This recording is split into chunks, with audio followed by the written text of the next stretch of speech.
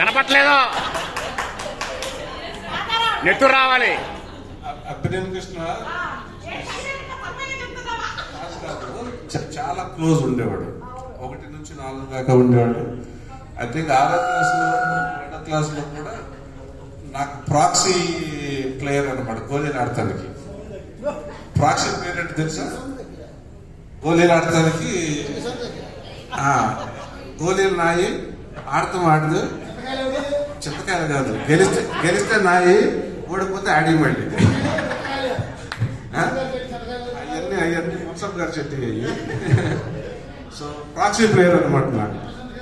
ఇది గోళీలకి 1 year 2 year 1 year 6th class ఎక్కడ ఆడేవాడు?